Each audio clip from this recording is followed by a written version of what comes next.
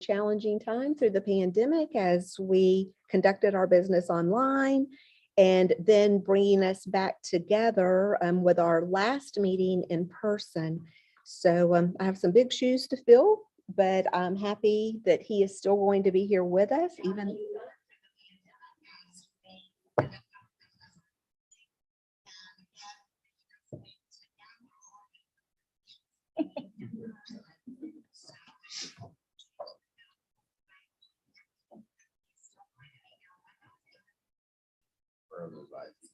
Okay. You sound good. That's okay. Let's get all the little bugs worked out in the beginning. Oh, Commissioner Tyler, again, we are so grateful for your leadership in this last year, and we're so glad that you're still here with us. I just spent the last 15 minutes. 50 feet. Across 3 days. Uh-oh. Yes. Thank you.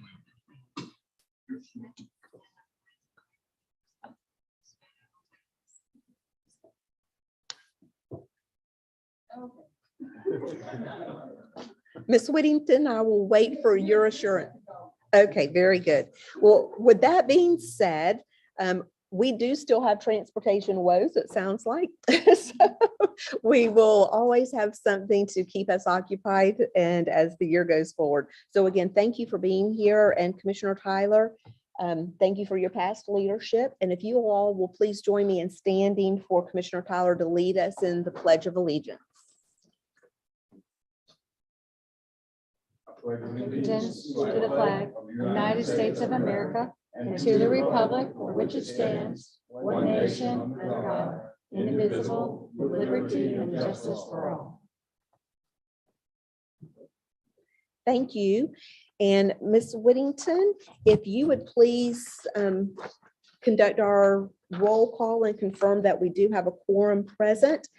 As a reminder from our last time we were together, you'll need to activate your microphone before you speak, and only 4 are able to speak at, or excuse me, only 4 are able to have your microphone going at the same time.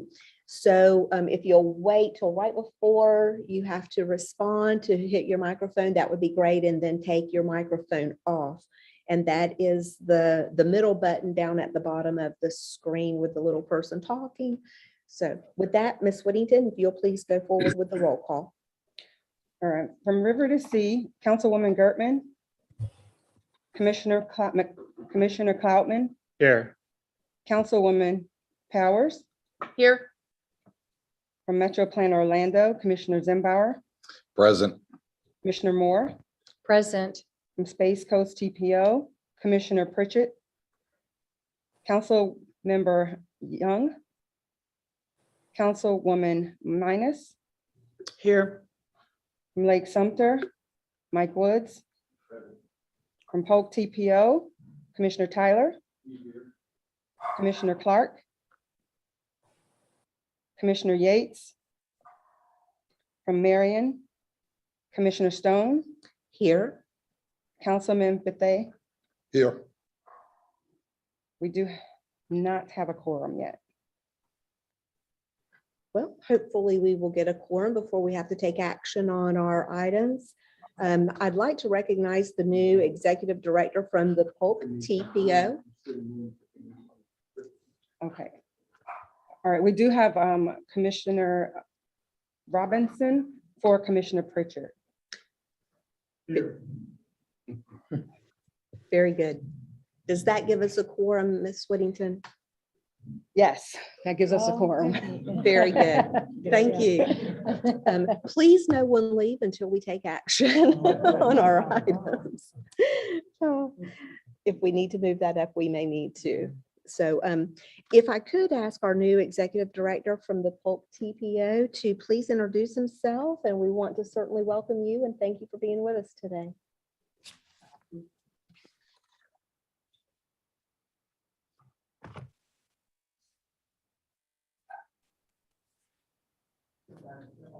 I'm sorry, can you turn your microphone on? It's the little face in the middle center. There you go. Now can you hear me? Much better, right? Let me start again. I'm Parag Agarwal, and I'm the new Executive Director of Polk County TPO. I'm also new to Florida. I came here from Northern Virginia, where I served as the Planning Director for Prince William County.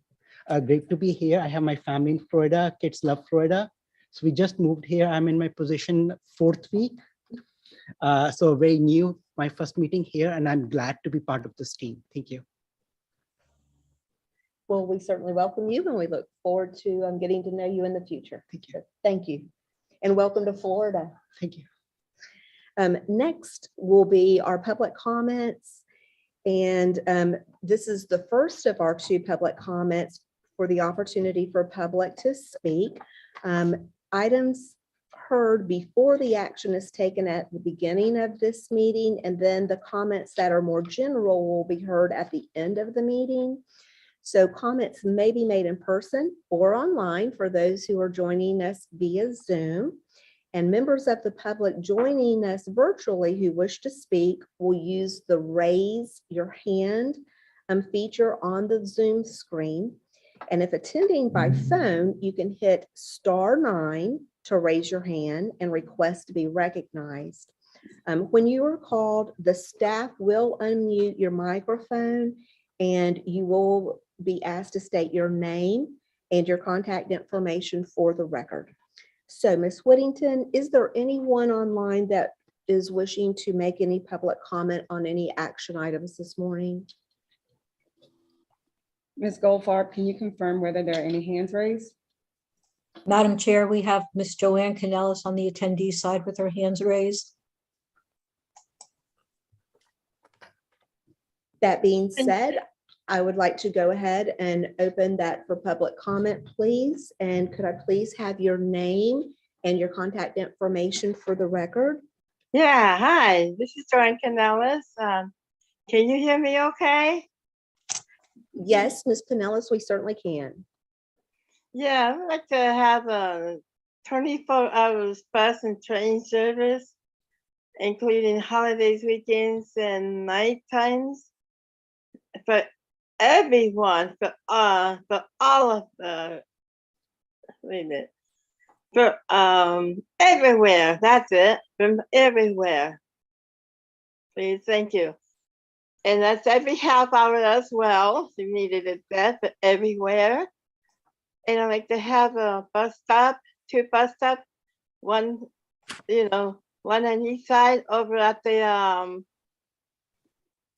corner of Country Club Road and Estella Road in Lake Mary, Florida. And I'd like to have the bus stop over at the Lake Brittany High School at Roundhouse Avenue over there, so that no one would be stranded coming home from track and field and all this good stuff, especially those who ride on a bike and riding on a bus. Like it's too much walking between my house and that school here anyways. And I'd like to have the bus stop over at the Oviedo Boulevard by Baker Hornet swimming pool here. It's the aquatic center and fitness center. We call it the aquatic center at Oviedo, the Baker Hornet pool. Please, thank you. We appreciate your comments this morning and for dialing in to make that request. So that will go on record and we'll make sure that your local TPO or MPO gets that information. And you do have some representatives that are in this meeting who also heard that as well. So thank you again for joining us this morning. Ms. Goldfarb, do we have anyone else on the line? There are no additional people with their hands raised on the attendee side. Thank you. Ms. Whittington, is there anyone else from the public who is wishing to speak in person that has provided you with any requests? Madam Chair, we have not received any speaker card, but I would like to note that we are joined online by Council Member Cal Rolfson from the city of Mount Dora. While he is online, he does not count towards the quorum or count here because he's not here in person. That's fine. We're very glad that he's able to join us with the technology in place. Is there anyone who's not had an opportunity to fill out a comment card who does wish to make any public comments?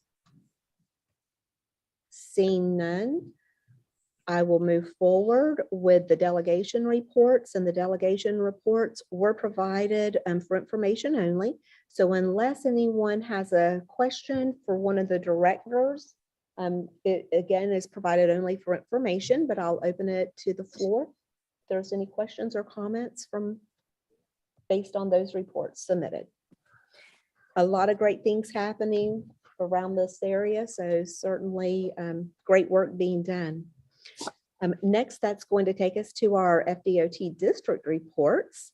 So we'll move on for Mr. Wayne Gaither.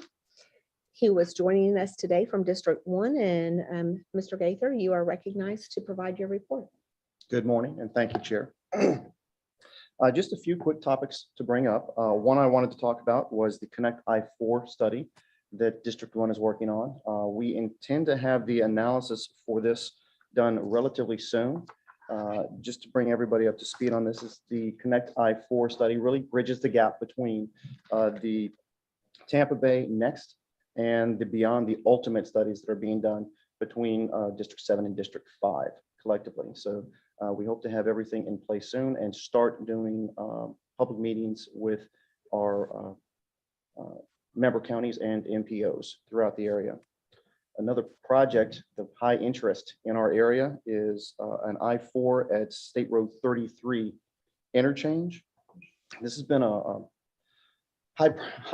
visually high priority project for the locals out there. We are moving forward with the relocation of utilities in the area. One of the interesting things that did pop up as we were working with PGT on moving gas lines was a request came out from city of, I believe it was Lake Wales, a city of Lakeland, where they were working on trying to get the existing gas lines that the city had transferred over to PGT. And at that point, if this goes through, PGT will be moving all of the lines collectively to make this happen.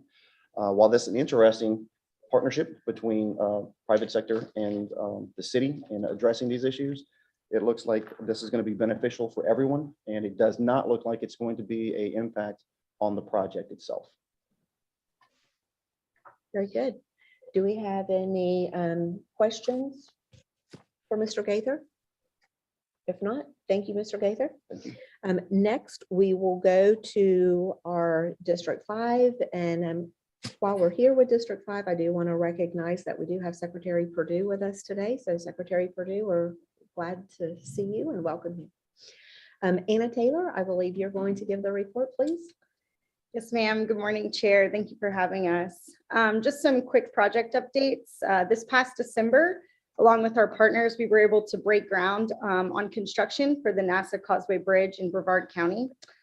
This almost 60-year-old drawbridge is being replaced with a taller and wider fixed span causeway and will be approximately 65 feet above the water. These new bridges will help offer a countless number of benefits for the residents and visitors in the Space Coast and significantly enhance the opportunities for the space industry. Motorists should expect to be driving on this new bridge by the end of 2025. The Wakaiva Parkway, our project crews are working hard on the remaining sections of the Wakaiva Parkway to complete the beltway around Orlando. The section in Lake County, Section 6, is close to wrapping up and recently completed the last of the wildlife crossing bridges. This is a significant milestone for the project, as the wildlife crossing bridges will reduce the conflict between wildlife and motorists, increasing safety and enhancing mobility for both drivers and wildlife in the area. A quick update from our safety office. As many of you know, FDOT, several districts for FDOT throughout the state created a district office of safety. These district offices are working hand in hand with our state safety office to help further stress our safety messaging, enhance local engagement, and help to further ensure safety is always at the forefront of everything that we do. Current efforts are being focused on collaborating with various FDOT departments and all of our external partners, such as cities, counties, and of course our MPOs. We are working to accomplish most of these goals to getting us closer to the target of 0. With that said, they are working on some community engagement efforts, and we look forward to bringing those in our FDOT reports to your boards when they are in your area. I would also like to highlight that the MPO liaison unit at DOT is fully staffed. It's very exciting, and we have them with us this morning. Sarah McNamara is going to be our liaison for the Citizens Advisory Committees. Tyler Burgett will be overseeing the Technical Advisory Committees, and Rakinia Henson will be your liaison for governing boards. That completes my report. Very good. It's always great to get to meet the new staff members. So welcome, Sarah, Tyler, and Rakinia. We're so happy to have you, and thank you for that report. Our final report is from the Florida's Turnpike Enterprise, and Sayal Fine. You're going to be giving that report, and it's good to see you again today as well. Good morning, Alliance members. The Turnpike has installed brand new wheelwright tire management technology system at the Turkey Lake Service Plaza. The following video will go more in depth about the new technology. New at noon, a look at new technology meant to keep Florida roads safer. The wheelwright tire safety system was installed today at the Turkey Lake Service Plaza along the Florida Turnpike. And as Channel 9's Q McCray reports, it measures your tire pressure in real time. Well, the system is very simple. All you have to do is drive up, but it's meant to save lives, and it's absolutely free. You're looking at the latest in transportation safety technology. It's called wheelwright. I mean, it's an interesting thing. It's definitely good for safety. Scott Wendell tried it out. All you have to do is drive down this lane. The magic happens under the car. In a flash, it measures the tire's air and tread levels. Seconds later, you get a printout with the results. I mean, I do think it's beneficial. I mean, it saves, accidents and blowouts on the road. Fdot and the system's developer held a ribbon cutting event today. They say low tread and tire pressure can lead to crashes and affect braking. When you're traveling at 70 miles per hour, 90 feet is the difference between having an accident and not having an accident. And according to Florida Highway Safety and Motor Vehicles, last year there were 3,069 tire-related crashes in Florida, leading to 181 injuries and 61 deaths. Now, there are only 2 of these stations set up in the country. This one is located right here in Central Florida at the Turkey Lake Service Plaza on the Turnpike. I'm Q McCray in Ocoee. Back to you guys inside. Okay. Again, this technology can be found at the Turkey Lake Service Plaza. It's not too far from here, and it is a free service. So I would encourage you to stop by and see for yourself how the technology works. Also, FTE is holding an alternatives public information meeting for the Poinciana Parkway Extension PD&E from County Road 532 to north of the I-4 State Road 429 interchange. There will be 2 sessions, a virtual session on February 22nd from 5:30 to 7:30 p.m. And an in-person session on February 24th. And this session is from 5:30 to 7:30 p.m. At the Nicholson Center in Celebration, Florida. Registration information for both events and project information are available at www.floridasturnpike.com. And with that, that's the end of my report. Thank you very much, Mr. Fine. That's some interesting new technology, and certainly hope that it saves a lot of lives. So thank you. That's going to take us into our action items on tab 2. If you've had a chance to look over those October 10th meeting minutes, I'll entertain a motion if there are no corrections. Second, Moore.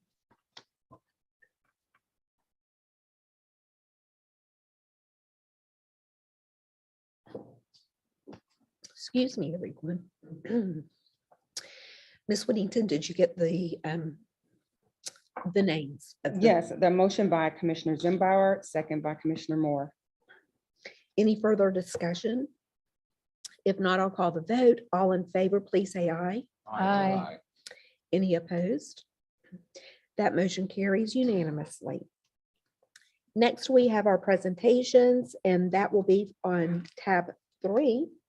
Thank you.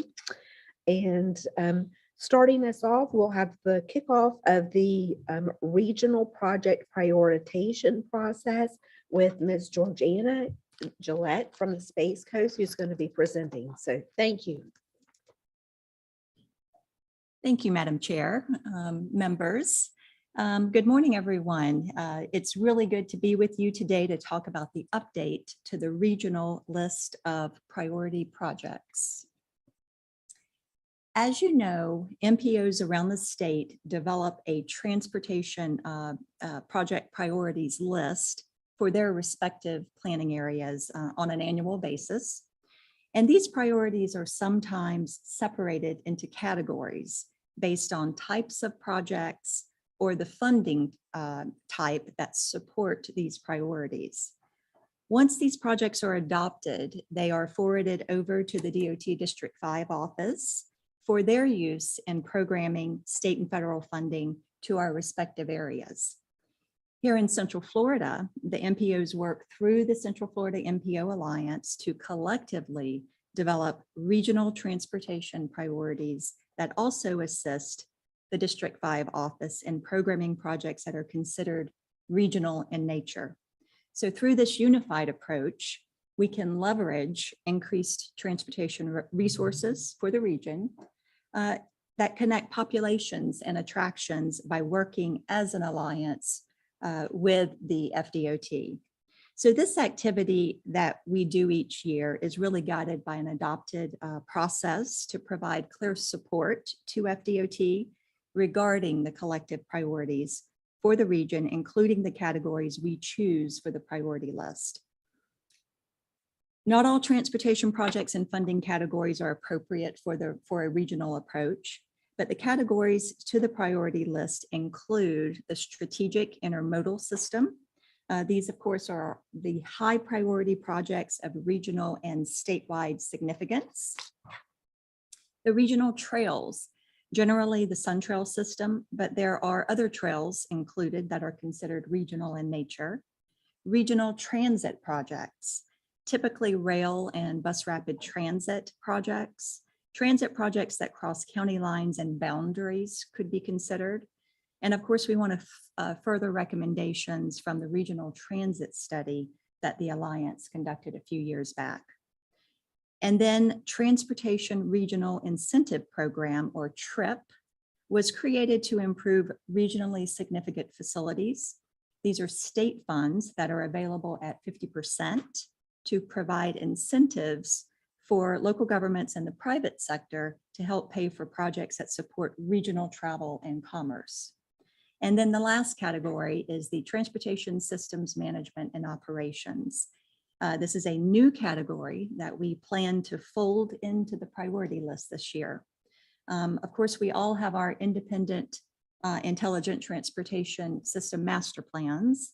And there's also the Central Florida TSMO consortium meetings where FDOT, local and regional partners collaborate on the ongoing efforts in Central Florida. And of course, Eric Hill with Metro Planner Orlando will be presenting on this category next. So as we review and develop our regional lists, there are a few things that we need to be mindful of. We have all adopted our long-range transportation plans. And this is a strategic document that is key in setting our cost feasible projects. The DOT has finalized the SIS cost feasible plan at the state level, and we need to consider this because what happens at the state level may very well impact our lists. And then last year, of course, if you remember, we were concerned about projects being deferred or moved out of the work program, and that did happen to some of our projects due to lack of revenue. This cycle, we've received, a lot of us have received new stimulus funding. And so it's possible that some of your priority projects were funded and potentially needed a long-range plan amendment as well. So it's just something to consider as we develop these lists. We also have a new infrastructure bill. There's a lot of money coming to Florida, which, you know, a lot of that is still being worked out, but there will most certainly be opportunities to move some of our projects forward. So a lot of things to consider as we develop these lists this year. The timeline. So as part of the process, there is an approved timeline. Currently, we are in the very early stages. We're just kicking off the process. But over the next couple of months, the directors, I foresee us meeting to kind of review and update the priority process as needed. And typically during the months of June and July, each MPO adopt our individual priority lists. It depends on the MPO, depends on everyone's schedule. And so we need to consider each MPO's schedule as we move forward. But once that's done, we work together to meld the 5 lists into one regional list that we turn over to the DOT. So the remaining meeting dates for 2022, June, I want to call your attention to June 8th. This meeting was scheduled to accommodate the joint meeting with the Suncoast TPO. And so that is a very important meeting, looking forward to that. But the MPOs must submit their annual list of priority projects by August the 1st. If you remember, the timeline did move up, and that is by statute. So the concern is that not having a July meeting will make it very difficult to get a draft list approved by the Alliance. And of course, I have spoke with DOT District 5, Anna, and of course, accepting a draft list for their programming and planning purposes, they're more than willing to accept that, you know, as soon as we get it, which will kind of give us some flexibility. And then perhaps we can officially adopt the final list in October. But this does kind of complicate things, especially adding a brand new category, the TSM&O projects. So the question for you all, it would be, would the Alliance members be willing to add a July meeting to address the priority list? Thank you. And let's open it up for discussion with our board members. Is there anyone who would not like to move forward with a July meeting? Madam Chair, I don't necessarily have a problem. It would depend on date sensitive. For me, that's typically a time that we family vacation, but we can find out what dates are and accommodate it accordingly. And Commissioner, that is true. I think in past years, we tended to have a problem getting a quorum in July. Yeah. So it might be a little challenging, but we will certainly work together. I'll work with Virginia to see what dates might be acceptable to everyone, if you are acceptable to considering a July meeting. It sounds as if we are in acceptance of looking for a date, and hopefully we will be able to work around any vacation plans that are already set in place. So Ms. Whittington, will you be following up? Will you do a doodle poll? How will you do that? Yes, Madam Chair, we will have the Metro Plan Orlando team that serves as support for this alliance to begin doing some polling to see which date would work. Of course, it will have to be after each of the respective boards have taken action as well. So we have another variable in there that we'll be working around. And just one question, correction, I apologize, but that should be June 8th in case anybody, June 10th. The June 8th should be June 10th. And that is corrected in your agendas at tab 4, where the your meeting schedule is. Oh, my apologies, Virginia. Sorry about that. Very good. Okay, well, we thank you very much for that report. It sounds like that's gonna be an interesting process. So thank you in many ways.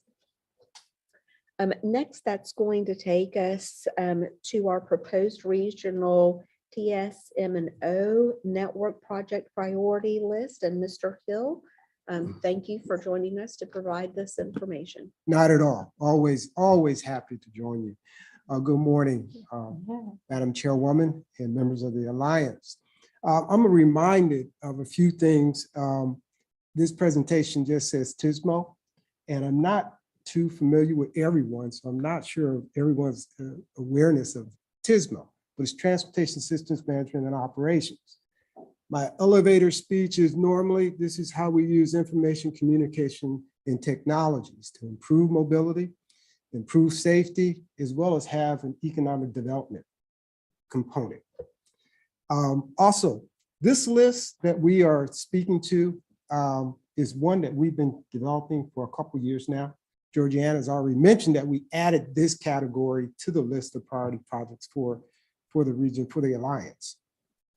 And then lastly, I want to acknowledge your staff, Jeremy Dillmore from the department, Steve Bostel from Brevard, Space Coast MPO, Laura Balk of our staff. We've all worked together to develop this category, and also John Cheney from Volusia County. He actually initiated this thought years ago that we bring this to the Alliance, to work with the Alliance in developing our TSMO projects in the region. We're developing a network, and this network is looking at regional TSMO projects that impact contiguous cities and counties. It's a set of strategies that improve existing infrastructure as well as new infrastructure. It serves to access areas outside of the region.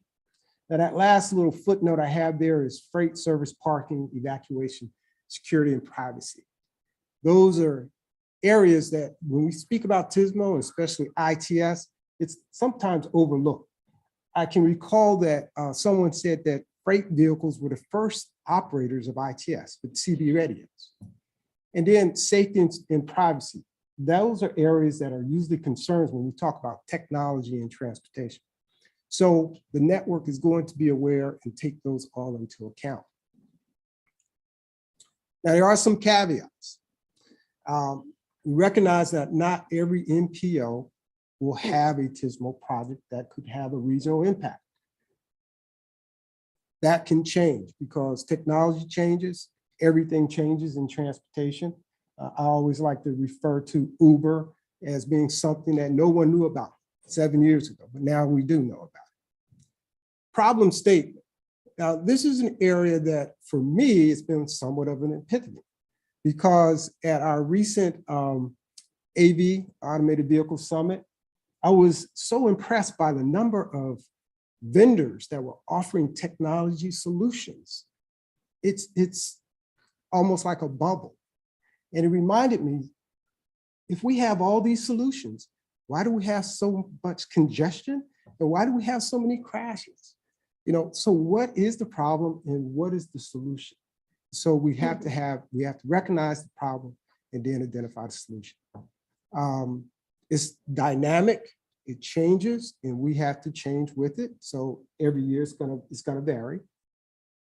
And then this last item, going back to that previous comment I made, not every solution is a high-tech solution. Some of these solutions are low-tech. A simple agreement between jurisdictions, very low-tech, but it can go a long ways in improving how TSMO projects can have an impact on mobility and safety. So some of the guide rails, bumpers that we have, and as we're developing this network, we want to respect the regional ITS architecture.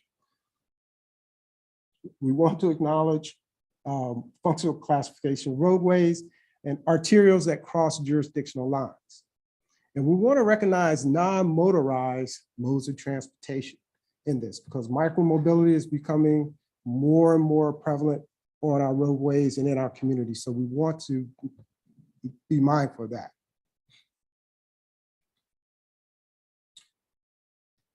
Concept, I like to say the value proposition of developing this network is that it provides us with some guiding principles, collaboration, coordination between the jurisdictions. Again, the value concept, what are we getting out of this? Gives us some vision and direction, and it commits us to exercising more TSMO alternatives in our transportation system. And then there's the linkage between planning and operations. So Some examples, these are not actual projects yet, but these are just some to consider. On State Road 40, a rural signalized intersection collision warning system. This would be in Volusia and Marion counties. Again, it's not an actual project, it's just a concept. Another one is beach parking information provided to travelers in Flagler, Volusia, and Brevard County. Again, these are applications, examples of what we mean by regional TISMO projects. So next steps in meeting the timeline that Georgiana put together. We want to continue to work with the department and utilize their resources in developing this category in the network. We want to identify or prioritize projects. Again, recognizing that not every MPO is going to have a TISMO project. We want to have at least a group that is greater than the group that has gotten us this far. Georgiana mentioned the TISMO consortium. That represents the entire district, but there's a lot of people. So we want to find some midpoint there where it's between the group that has been working thus far in that consortium that can advise and help us understand which projects will fit the category. And then we want to coordinate with District 1. District 1 certainly has an impact, and we can have an impact on what's going on in District 1. The Connect I-4 project is a fine example of what we mean by a regional project.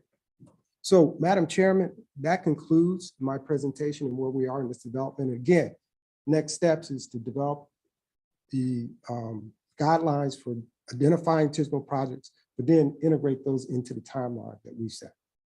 Very good. Thank you. Do we have anyone who has any comments or questions for Mr. Hill? If not, we certainly appreciate the Thank presentation. you. Again, this is going to be an exciting year as these items come together. That's going to take us to our impact of state legislative appropriations request. And Ms. Taylor, I believe you're going to be presenting. Madam Chair, as she's coming forward, in your agendas at tab 3, I believe, is a list of the projects that she's going to be speaking to. But on your TADEN is a landscaped version of that puts all of those at the same, on one sheet. So if you would click the button to the right of your TADEN, the one with the gray, and then go to remote, and the 2022 member projects in landscape is that document. Thank you.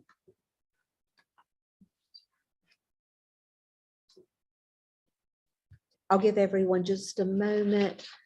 Again, that's on the border. If you hit the reset and then go to remote tab, and then you'll be able to see that 2022 landscape report. Anybody have any issues? If not, then Ms. Taylor, thank you. Good morning, Madam Chair, board members. My name is Anna Taylor, and I am the Government Liaison Administrator for FDOT's District 5.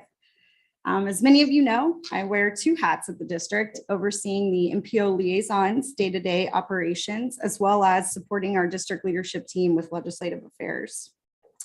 Today, I was asked to present on project appropriations, which we frequently refer to as member projects.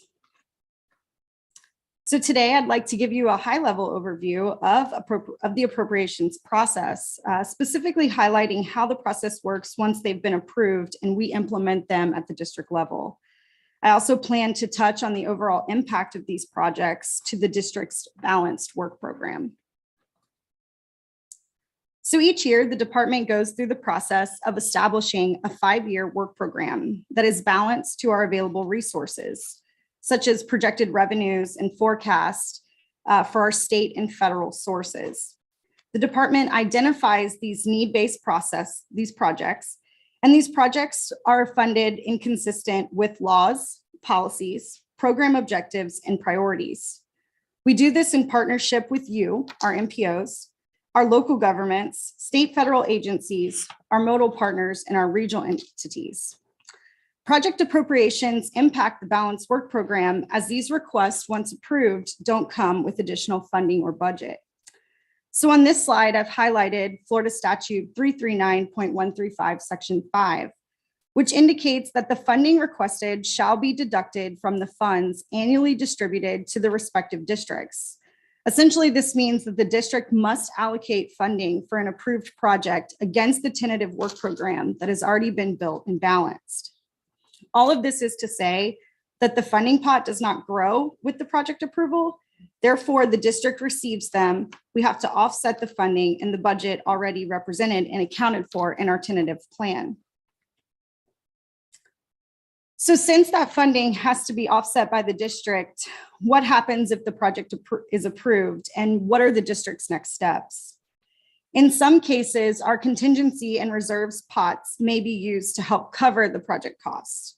However, it's unlikely that contingency and reserves could be a viable option due to the fact that they have to hold this funding aside to support our tentative work program. Preserving our contingencies and reserves, whether that be all or a portion of, means that we would have to explore the replacement of planned programmed projects in the upcoming year. And this is mainly because our work program is already balanced and to the project's revenues. So lastly, what happens if the project makes it to the recommended budget, but is ultimately not approved? In accordance with state statute, the project will need to be placed on hold for the entire year. At that point, the project cannot be programmed and the requested amount of the project is removed from the district's available budget. So that concludes my presentation. I know it's extremely high level, but I'd be happy to answer any questions to the best of my ability. This is one of those don't shoot the messenger messages. But certainly understanding the process is very important for us, and we appreciate what's here before us, which this is a list of all of our appropriations requests then that have been submitted. Yes, ma'am. And would impact the respective districts should they be approved or denied.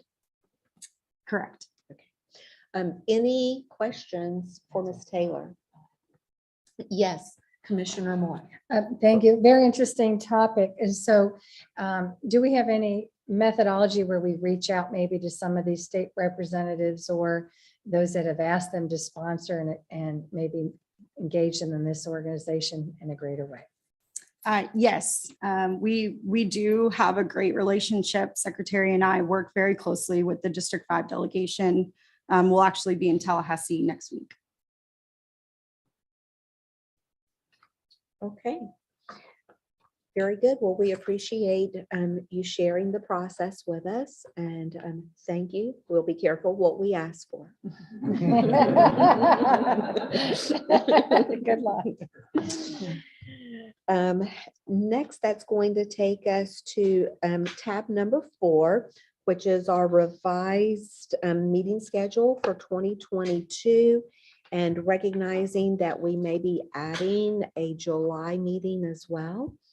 But do we have any issues that may have arose from the presented list of meetings that we have? And there were 2, I think, that were revised. I'm working to get back to that tab. If not, just notating that I think it was June the 10th. And then it is going to be, if I am not mistaken, is that our joint meeting? Right, the June 10th meeting is the one where we will be working with the Sun Coast TPA to have that annual meeting that we have with them. Very good. Okay, and we may be adding a July, so more information to come on that. That's going to take us now to our next item on our agenda for member comments. And I will start with my left. and just look to see if there is anyone who has any comments. If you'd like to turn your microphone on. No comment, Madam Chair. Okay. Then that's going, yes. Commissioner Woods, or Mr. Woods, I'm sorry. Mike Woods, Director of Lake Sumter MPO.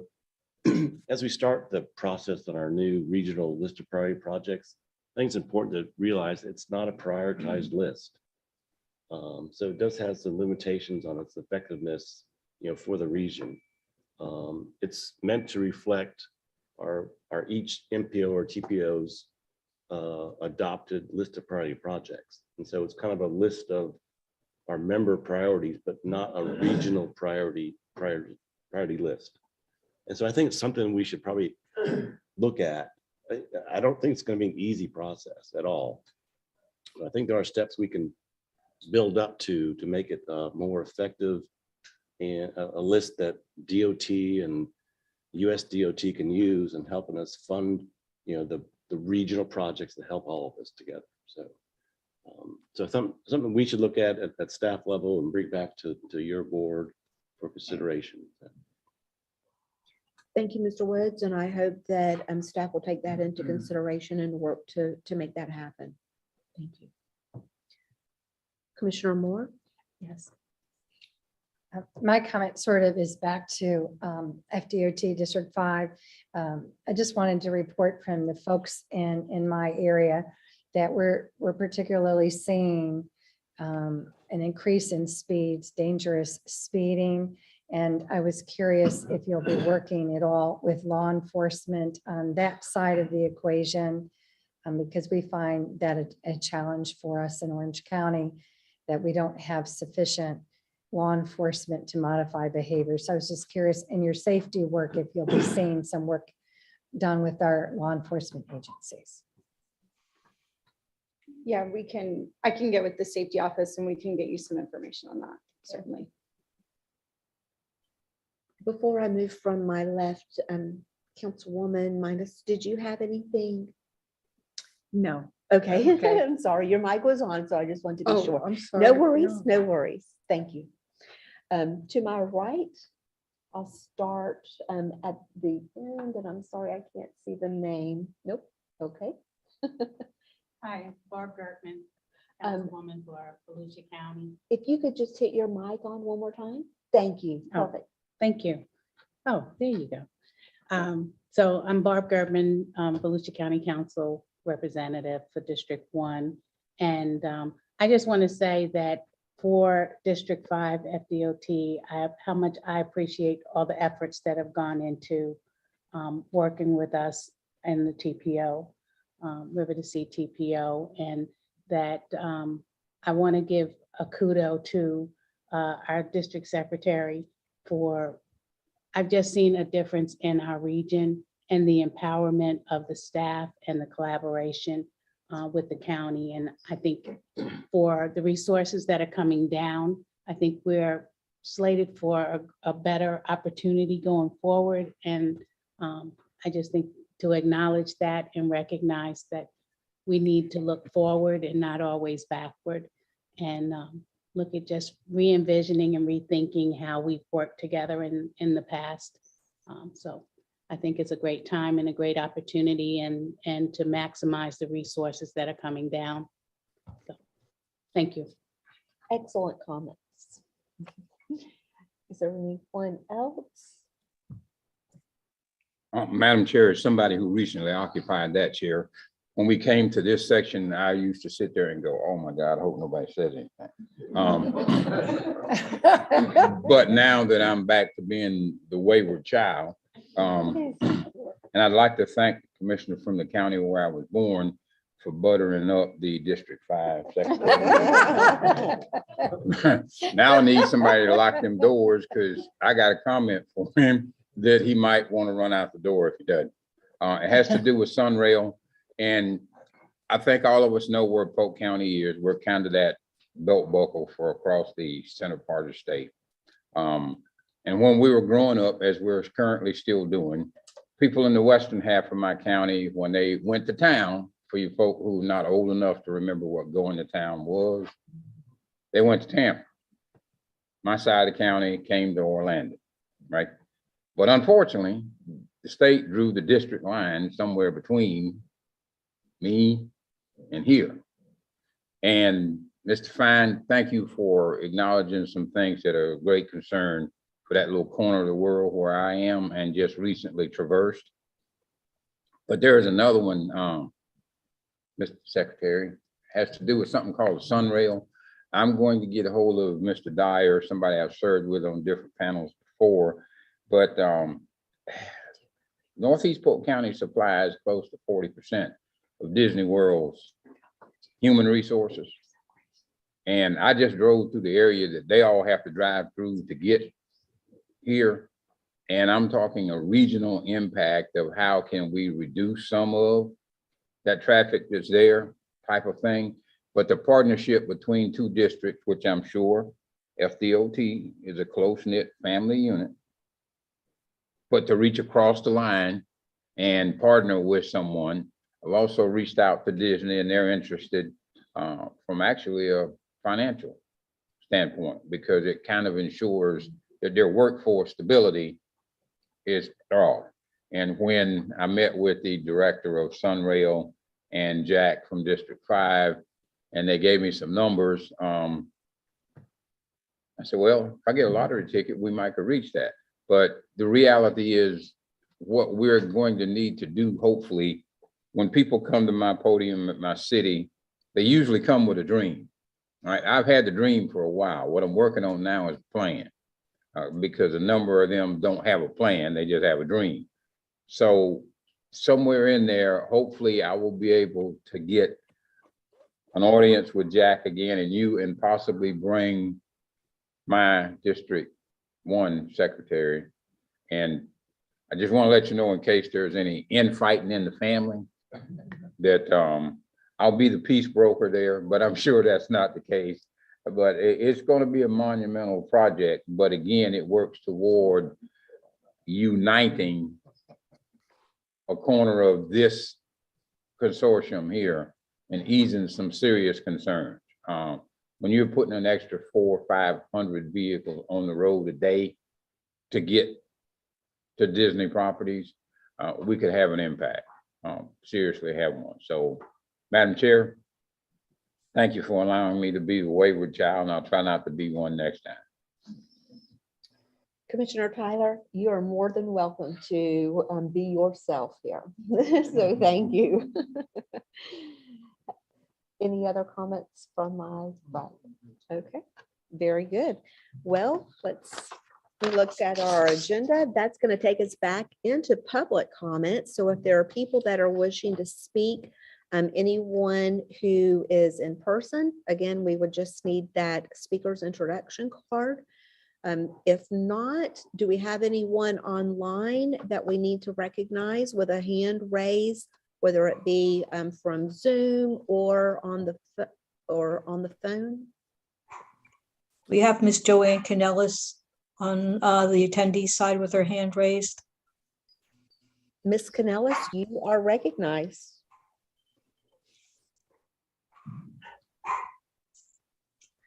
Hi, can you hear me? Yes, ma'am. Yeah, like I said earlier, I'd like to have 24 hours transportation service, including holidays, weekends, and nighttime. And every half hour, every day, and for everywhere, please. Thank you. And that's and we need bus stop over at the Country Club Road and Estella Road, and we needed the bus stop over at Lake Mary Prep School at Rental Road, the fixed bus that is too, and one over there at Oviedo Boulevard at the Big Kahuna Aquatic Center place. Over at the we usually go swimming every Saturday anyways in the summertime, so I don't have to walk so far from there to the mall or the other place like that. Because I almost throw up once doing that to the mall like that once from the pool. Please, Amy, yeah, that's transportation, 24 hours transportation service. That's a bus and a train every half hour for everywhere. Thank you. Thank you, Ms. Canellis. And again, your Okay. representatives from your local TPO are hearing you. And I am sure that they will have this information as well. Do we have anyone else online? There's no one else on the attendees side with their hands raised, Madam Chair. Thank you. I'm going to believe there is no one else in the public then wishing to speak. Again, I thank you, members and others that are present with us today. We certainly appreciate you being here in person. And our next meeting, if you'd like to mark your calendar now, will be April the 8th on 2022. That will be at this exact same location. And seeing all of our business